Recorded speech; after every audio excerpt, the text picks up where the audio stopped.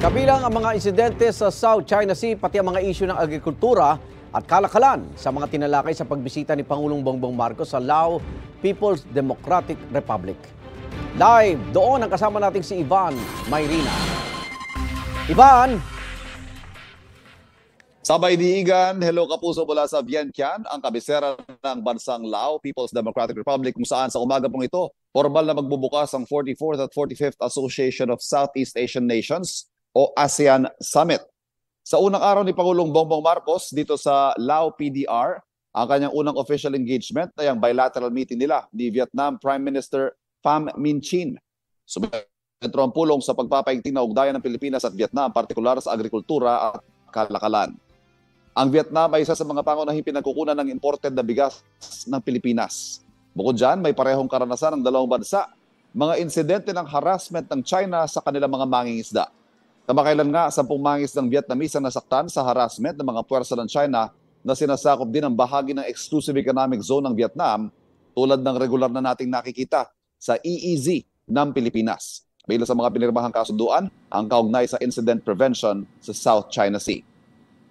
Samantala, Igan, matapos ang bilateral meeting na ito, dumalo naman ang Pangulo sa pagtitipon ng Filipino community dito sa Lao PDR. First time ng Pangulo sa Laos at siya mismo, aminado hindi nakalang may mahigit 2,000 Pilipino nagtatrabaho at gumagawa ng magandang marka dito sa Lao People's Democratic Republic. May 4 miyembro ng Filipino community na dumalo sa pagtitipon. Ang mga Pilipino rito, highly regarded, ika nga ni Ambassador Tina Joy Amatong. Karamihan mga guro, meron din mga engineer, mga manager at mga skilled workers. Binati ng Pangulo mga Pinoy dito at pinasalamatan sa pagbibigay ng magandang pangalan sa Pilipinas. Ipiniliwanag din niya magiging partisipasyon niya para isulong ang kapakanan ng mga Pilipino, kabilang na ang pagsawata sa transnational crimes tulad ng human trafficking kung saan ilang Pilipino rin ang nabibiktima. The world and our region are facing challenging times.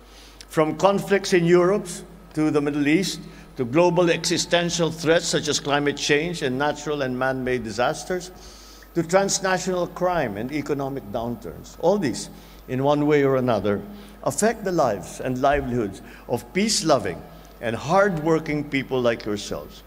So my participation and that of the Philippines in the ASEAN meetings is precisely to find ways to cooperate with partners to better meet the challenges of today, to forge a better future for our beloved Philippines.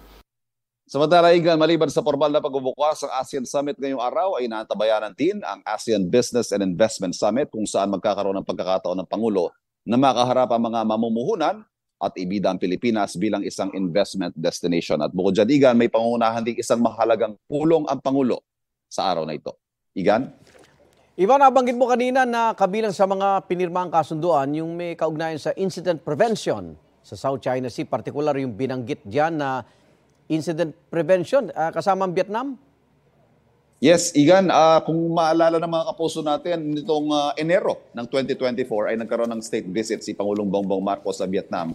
At isa yan sa mga napagkasunduan nila ng mga leader ng Vietnam. Isa itong mekanismo para mapag-usapan at hindi na at agad pahupain ang anumang tensyon sa South China Sea ng dalawang bansa dahil kung alam natin, Igan, ang Vietnam at Pilipinas parehong may claims dito sa South China Sea tulad ng ibang mga bansa, bilang dyan ang Malaysia, gayon din ang Indonesia. At ang mga mekanismong ito ay isang paraan para hindi na humantong sa bombahan ng tubig o sa kung anumang insidente ng karahasan ang mga ganyang claims o yung conflicting claims, ika nga, sa South China Sea. Ang problema lang, Igan, ang China may ganun din tayong kasunduan eh. Ang problema ay yung good faith, ika nga, na sumunod ang mga bansa sa napagkasunduan. Ngayong nasa Lao pala si Pangulong Bongbong Marcos, sino ang caretaker ng bansa? Dati si VP Sara Duterte. Ngayon? Igan, tama. First time na bumiyahe ang Pangulo na dinesignate bilang caretaker ng pamahalaan si VP Sara Duterte. Dati tulad na nabanggit mo, automatic yan si VP Sara ang caretaker. Ngayon si E.S. Bersabin, si Justice Secretary Remulla at si Agrarian Reform Secretary Conrado Estrella. Ayon kay Secretary Cesar Chavez, ang Presidential Communications Office, parang council daw ito Parang tatlo sila magdedesisyon. Kung sakali na kailangan may desisyon na mahalaga habang wala ang Pangulo at narito siya sa Lao PDR. Maraming salamat, Ivan Mayrina, live mula sa Lao People's Democratic Republic.